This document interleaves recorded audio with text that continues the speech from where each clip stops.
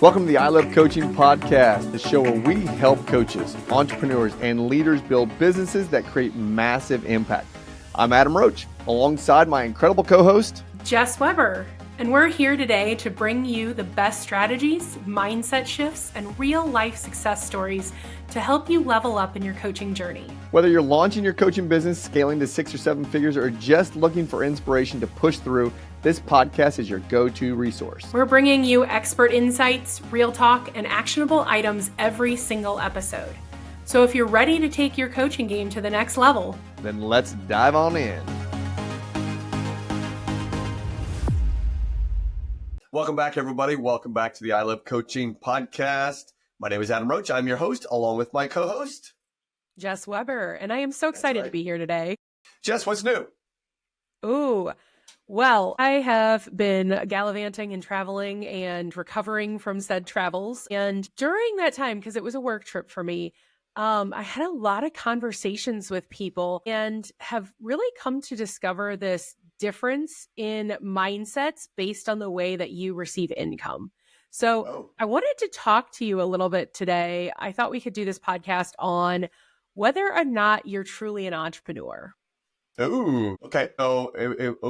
All right. So you went away somewhere and you got an itch, and that itch is, are you an entrepreneur? Are you not an entrepreneur? Right?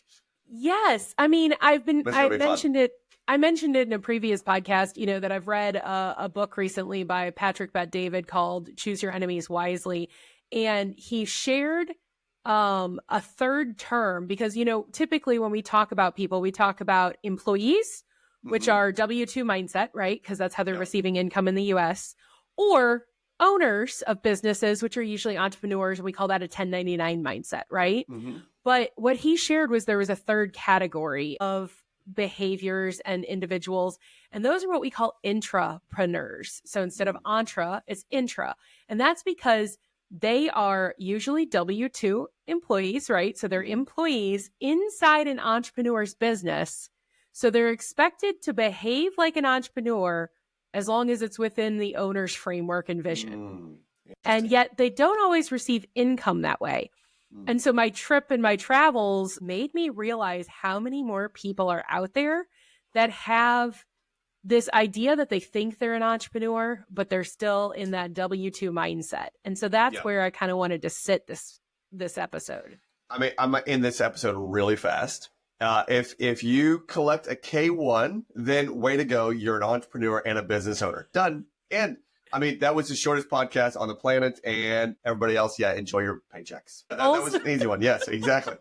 No, this is a great topic because there are so many people that we work with inside the community that are in that, gosh, what do you want to call that? It's like a, for me, gosh, this is going to be really bad. Jess, I don't know how well this episode's going to go because I feel this desire and urge to really be direct today. And maybe it's because I got my Dan Martell shirt on and I can be like Spicy Dan. It's almost like, for me personally, when I was in a stage of having an entrepreneurial based business, so that was Recruiting Bridge, that was a SaaS model, that was something that was truly built from nothing, that scaled and grew. That was an entrepreneurial side. There was no framework. There were no training wheels for that. There was nothing. It was go and figure it out.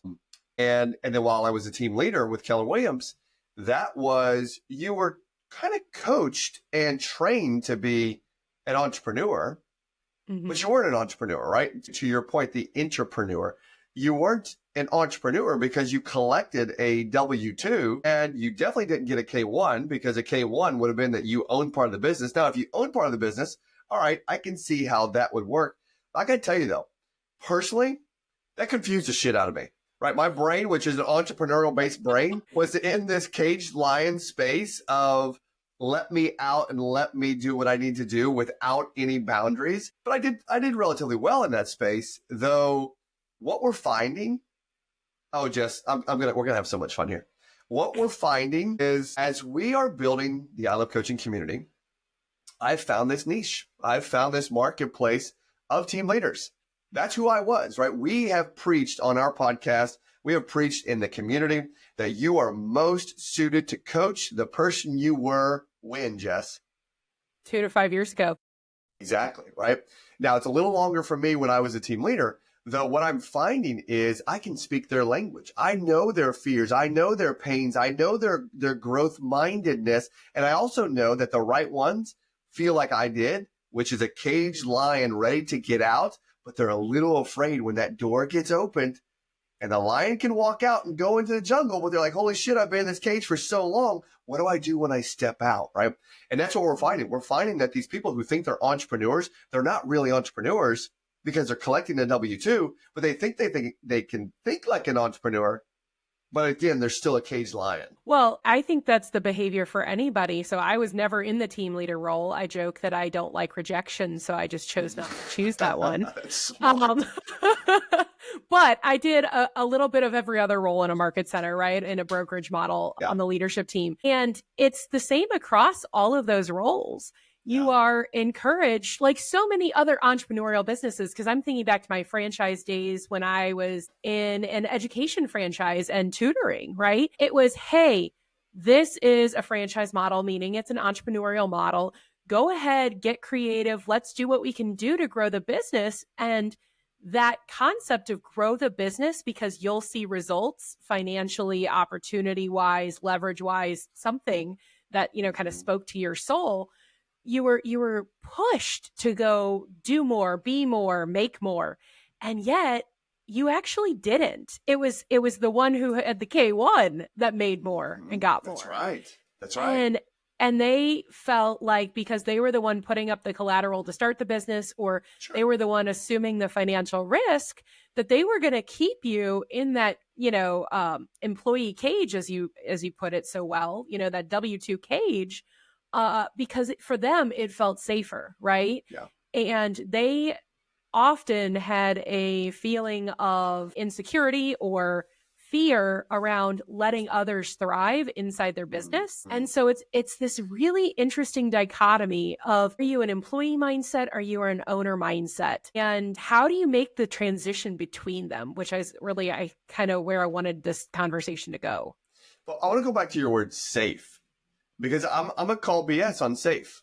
I'm really going to call BS on, you're not safe, right? In that cage, if you are an entrepreneur, you are not safe. And here's why. This is what I believe. Now, this is just Adam Roach talking. I'm going to take a John Maxwell line. I am your friend.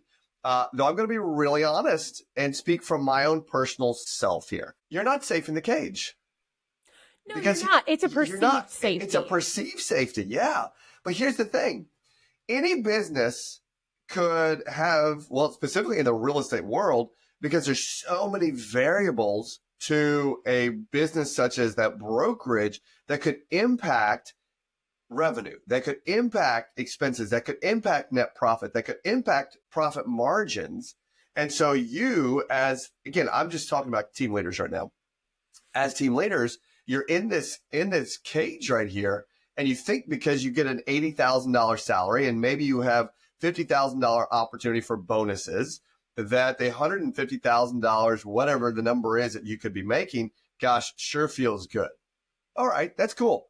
So what happens when the office starts making less, right? What happens when you don't have the opportunities for bonuses anymore, and this $80,000 salary that you have limits your 3 buckets? And here's your 3 buckets. Everybody has 3 buckets. Maybe not everybody.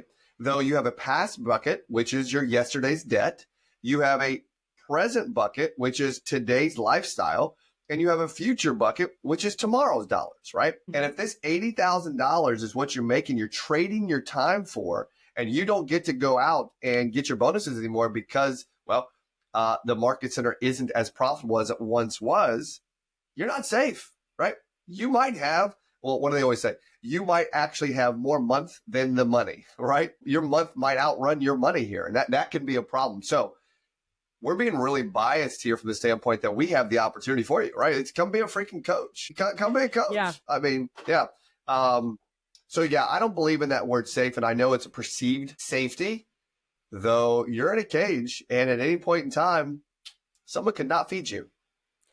I love that language. It's funny. I'm sitting here thinking about my past self, since we were talking about past, present, and future. And I think for me, the hardest thing was understanding how to bet on myself, because I think so frequently, like we were looking up statistics, and 92% of people receive a W-2 in the US, right?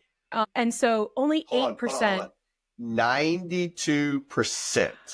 I want to hear this. 92%. And this is not wrong, you all. We're not being negative here, but this is factual. 92% of the population that are in a workforce place are W-2, which means they like stability. They like the safetyness of predictability. There you go. Yeah, they like predictability. Yeah. So what I was going to say was you're most likely growing up in an environment that has W-2 parents. You most likely enter the workforce in a W-2 way, unless maybe you're mowing lawns or babysitting or something that technically is entrepreneurial, but you really have no overhead. So you don't really think about it like an ownership situation. And so your first real job is still a W-2 job. And so it's a fascinating thing to see people kind of go through that process of, okay, I've been in this W-2 world. Now I've connected with somebody who's entrepreneurial, but I still don't know how to make that shift. But I know that there's something in me that wants to be bigger than the box that I've been put in. Right. And, I personally struggled with that for years, and I didn't even have the language to articulate it or understand it really, because I was not raised in an entrepreneurial environment. My mom worked until she had to retire for health reasons. My dad worked till the day he died, and both of them were W-2 employees the entirety of the time. And I was a teacher. So of course I got a W-2, right? When I branched out into education franchises and then real estate, it was that slow, steady progression of, oh, you mean I don't have to do what corporate says? I don't have to do what's in my franchise agreement if I choose to build my own business. I am not limited by somebody else's income or somebody else's effort or energy to grow their business. You mean I can do whatever the hell I want and create a life by design? And it took me well over a decade to figure that out. And so I don't blame anybody for being part of that 92%, because I was raised in it. And yet there's such a shift and almost an unmasking and a reframing of your entire situation if you can make the leap to the full entrepreneur. Well, Robert Kiyosaki wrote his book, The Four Quadrants, right? You've got four quadrants. You have the employee quadrant, you've got the small business owner quadrant, you've got the big business owner quadrant, and then you have the investor quadrant. And if we bring a little Dan Martell into this, buy back your time, the idea of buying back your time is to get to a space where you are in the investor space, and now your money has bought you back your time, and now you can do what you want to do with your time. And that's what everybody wants, right? Well, again, I'm generalizing again. There are people out there that want one or all three things: freedom, flexibility, and money, right? That's what that's in the real estate world. That's what I used to always say. Why do you get into real estate? Because I want freedom, I want flexibility, and I want money. Okay, great. What's going to take you out of real estate? Not having freedom, having too much freedom, having too much flexibility, and not having enough money, right? And so I could go down a whole black hole here of the employee mindset. I've read every single John D. Rockefeller senior book I could get my hands on, and the mindset that they had to create this world that we live in. But if you really think about it, Jess, it is, and you said it, you're a product of your environment, which then turns your mindset into, I need security, I need safety, I need something that someone else will create the environment for me, and I'll go in and just be a little cog in their wheel. Again, y'all, this is not wrong. You're not wrong if that's you listening. What we're doing is we are breaking down the difference between an entrepreneur, a W-2, and an intrapreneur, right? And so this what you're hearing right here is just the difference in the mindsets, because I think sometimes an entrepreneur, and I can raise my hand to this, can be a little, what's the best word to use here, Jess? A little crazy, a little visionary. They can be a little, I'm looking for this word, but I can't find it real quick. Anyway, they're just out there, right? They get out there and they have this drive and motivation that they can see in their head, or at least I can speak for myself. I can see it in my head. I know the vision of I Love Coaching, to empower coaches to change and serve 100 million people, right? When I was a team leader, I wanted to, what was our vision statement then? To become the most attractive and vibrant real estate office in all of Charleston, right? So we were small from that standpoint. Though entrepreneurs can be reckless. That's the word I was looking for. Reckless, right? Reckless abandon. Yes. Yeah, we can be reckless. And it's true. I live in this world. I've lived on the West Coast. I've lived in the East Coast. I've lived in the middle of the country.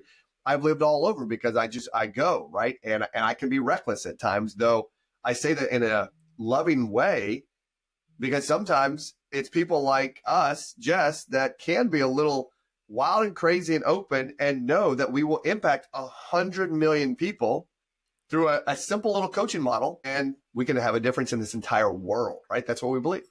Well, you hit the nail on the head of the other thing that's been kind of rolling around in my brain during this conversation, and that is that 8% of successful entrepreneurs, because let's face it, there's more than 8% that try to be entrepreneurs, but many fail. And what we have learned, or what I have learned, especially while studying them, because I am a student of behavior and knowledge, and I collect all the resources and all the books and all the things, is an entrepreneur that is successful has to have a vision bigger than themselves to provide a service or a product that changes lives outside of their own. That's right. And so that recklessness that you were talking about, that inspiration, has to be something that drives you past yourself and is bigger than yourself and gives you the motivation to continue beyond your own freedom, flexibility, or money. Those are byproducts of the vision. Yeah, for sure. Yeah. And what's really neat is there are many listeners right now that want to be entrepreneurs, though they may be a little scared. And that's okay, right? That there's nothing wrong with a little fear. Though, Jess, let's break down the three fears that we see all the time. Very simply, what are you afraid of? It's either fear of rejection, fear of judgment, or fear of success, right? Mm-hmm. And you jokingly said you don't want to be a team leader because of the fear of rejection, right? Yeah. And it's so true. We have coaches when they come into the community that get rejected, right? Mm-hmm. They get rejected, and or they won't even put on their social media that they are a coach, because their fear of what other people will think about them. Yeah. That's right. And then when it comes to fear of success, this is what I believe is the origin of the fear of success. The fear of success is created when you have a lack of vision, or when you don't have clarity on where you're looking to grow to, because then you don't know how to take the micro steps to achieve the macro. And those are it, though. And if you're listening to us and you have one of those three, or you have all three of those, that's okay. That means you're human, and that's okay. And you can still become an entrepreneur even with those three fears. Well, I think to circle back, you have to start with a little bit of self-reflection, a little bit of inspiration, and figure out what that vision is. Because, we have so many people who will come into our world who they come in and they've been in that employee mindset so long that when they join our community, they think that we are a lead generating company on their behalf because they don't want to go lead generate because they're afraid of being rejected or they're afraid of being judged, right? Right. And so when you come into our community and you use our framework and all the things, and you have that vision that's bigger than yourself, you will find success so quickly that you might fear it, but I find that the people who fear success, almost more so than fear succeeding, they fear the conversations and leaving the people who got them there behind. Mm-hmm. That's really good. Yeah.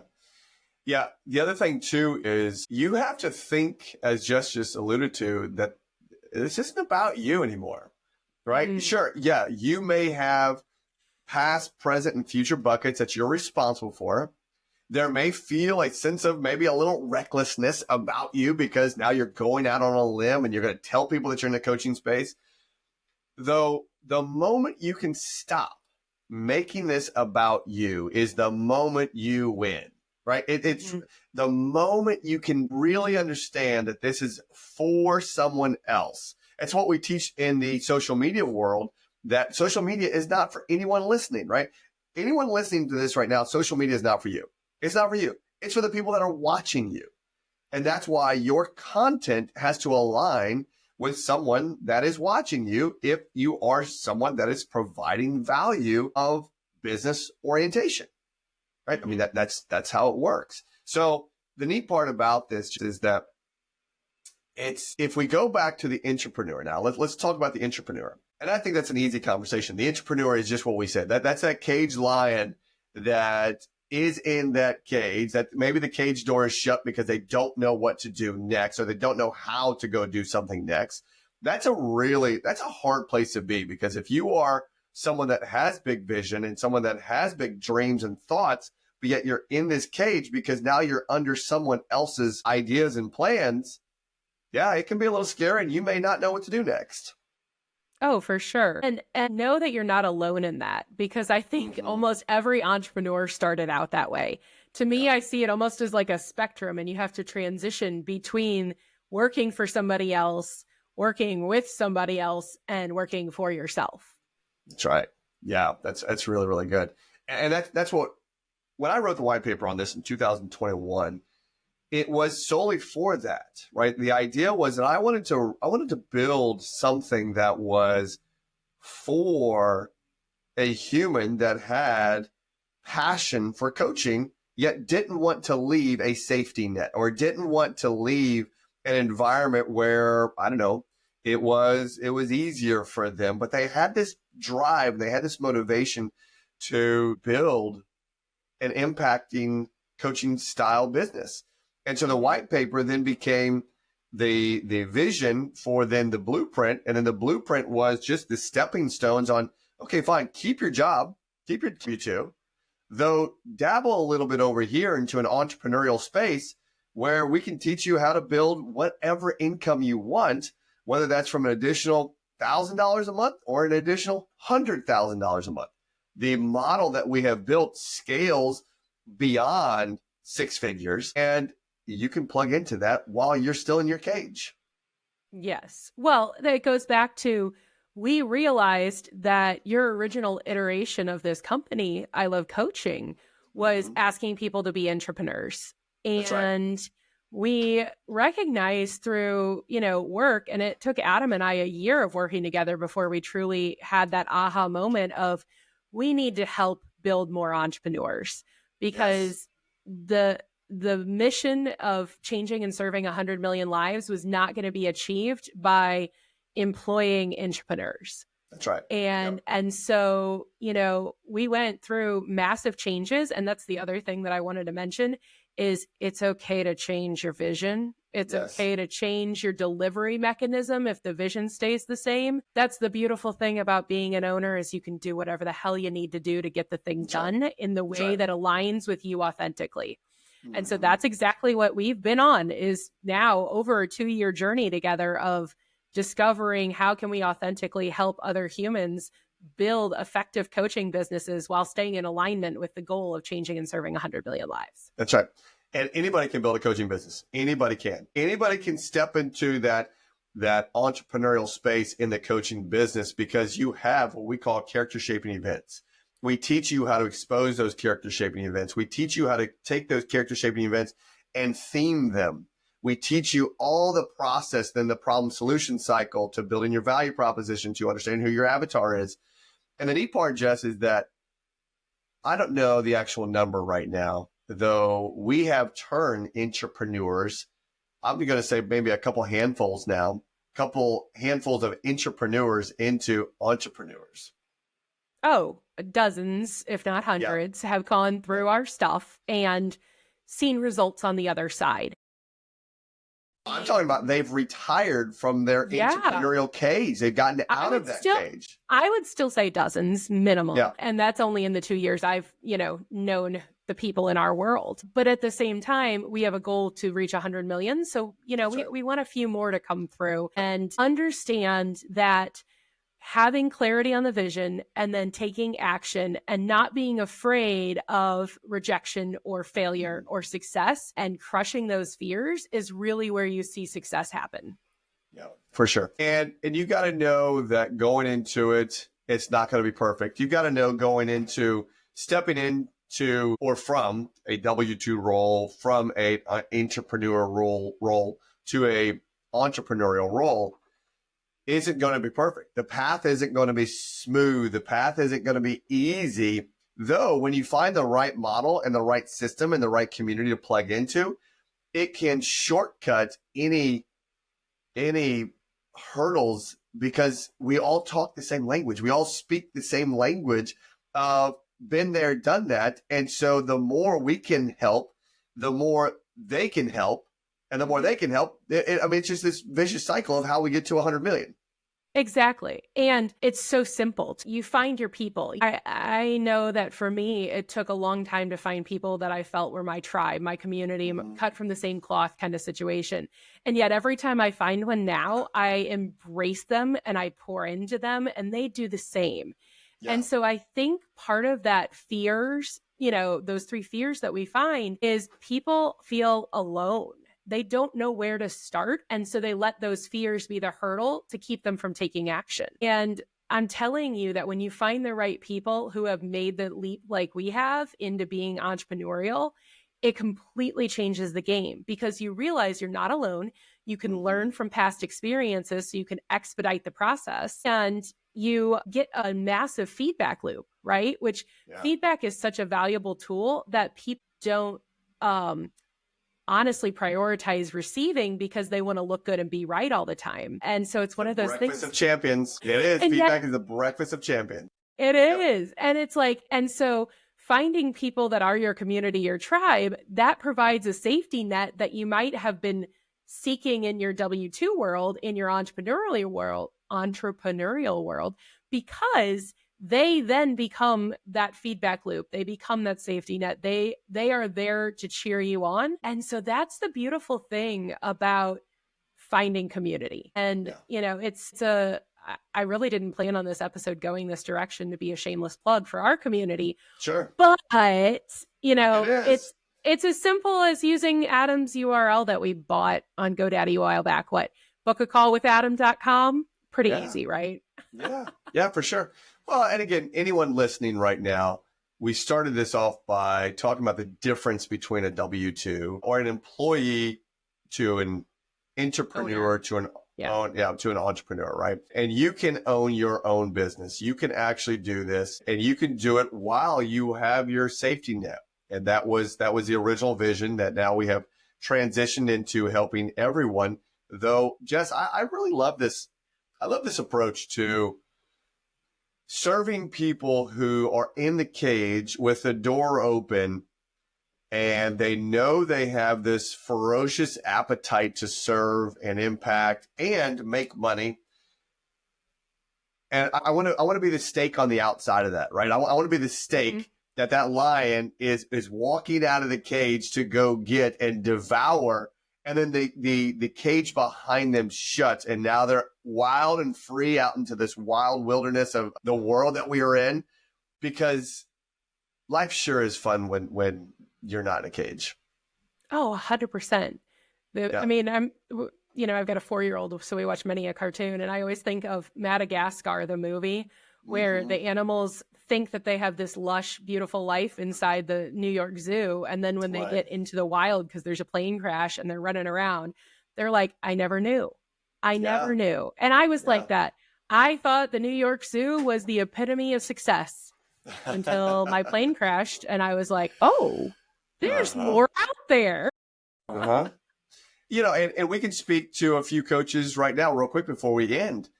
We have, there's a coach inside the community. I'll share his name because anybody can go look him up. Dan DeMont. I've known Dan for a while. I actually personally coached Dan back in the day when he was a team leader.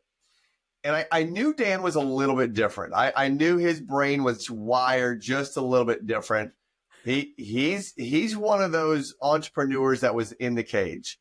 And though he had success in his role, and I knew it. I knew it was coming. I could just sense it. And we were on a coaching call one time, and he's like, I'm done. I was like, uh-oh, here it comes.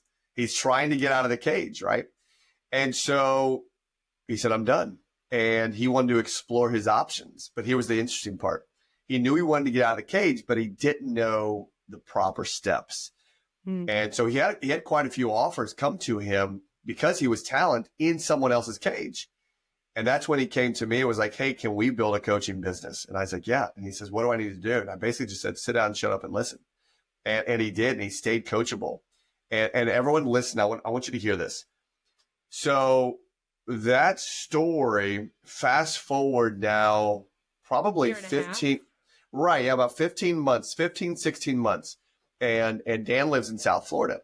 And he always had this goal or this dream or this vision, right, of leaving South Florida in the summertime to go to a mountainous area and live. And in his cage, he couldn't do that. He could not do that because he was trading his time for money. After he figured out and ate our steak, after he figured out how to do it, the cage door shut behind him. He took his family, only after 15 months of understanding the process here, took his family to Vancouver, Canada, and stayed there. I think it was for either a month or a month and a half. And he made more income. Get this. He made more income from his coaching business Monday and Tuesday. That's it. Just Monday and Tuesday than he did in his entire caged job, right? And so what did he get to do? He's got 2 young girls. So he was able to, he stayed on East Coast time while he was on Pacific time in Vancouver. And he was finished with his days on Monday and Tuesday because those were the only 2 days that he coached because that filled his past, present, and future buckets. He was done by 10 a.m. Pacific time, which meant he had the whole rest of the day on Monday until Tuesday. Tuesday, he was finished at 10 a.m. Pacific time again. And he didn't work Wednesday, Thursday, Friday, Saturday, or Sunday. He got to explore the wild world, which is known as family, right? He got to be with his family. And it's such a great story. We can tell countless stories like this, though when I sleep at night, that is what really makes my heart smile, is knowing that we have impacted people like that their lives are impacting now their families' lives, and their kids' lives are thinking differently because they get to see daddy at home. They get to see daddy after school versus coming home and just being pissed off. And I don't know, I could go down this whole fun black hole here of success, though that's what people can have. I mean, family and, again, motivations outside yourself truly can be a catalyst for change. So it may be financial freedom so that you can spend time with them. It may just be time. Like, I mean, the entire reason I met Adam was because I needed something that let me be off work by 3 p.m. so I could give my kid a heart medication that he needed every 8 hours, you know? So it's like, it doesn't matter whether it's something wild and crazy like 100 million lives, but there are things that can be that fuel to fan that flame to help you make that transition. We just want to be part of the journey if coaching is the thing that can help you transition from employee to owner. That's right. So here's how we're going to end this. Jess mentioned it probably 5-10 minutes ago. Go to this website. Book a call with Adam. bookacallwithadam.com. And what you can do there's a couple things that are happening. You'll see a video. Watch the video. Listen to the video. If the video resonates with you, book a call. Let's have a conversation. It's just an intro conversation. I'm very tame on that call. And it is actually me. Jess doesn't like that I still do these calls, though I love doing these calls because I love connecting with you all. And we will eventually turn this system into an automated system, though right now I still get to do these calls and I absolutely love them. So bookacallwithadam.com. Go watch the video. If the video resonates with you, book a call. And then there's another video after that walks you through, I think it's about a 3.5 minute video of preparing for that call and what we call our red, yellow, and green light approach. So just go watch those videos, go book a call, and let's have a conversation of you getting out of the cage that you're in right now and going to impact other people and having the time, freedom, flexibility, and money to be with your family. I love it. Perfect. Done. Bye. See you, everybody. Oh, that was good. Okay, so that's it, Jess. That's all I have. No, that was perfect. And that satisfied my need to have this conversation. So thank you. Perfect. My pleasure. And I'm glad you're back from Vegas and I'm glad you didn't lose any money. That was good. Way to go. I didn't gamble any money, so I couldn't lose. All right, everybody. We'll see you on our next show. See you. Bye.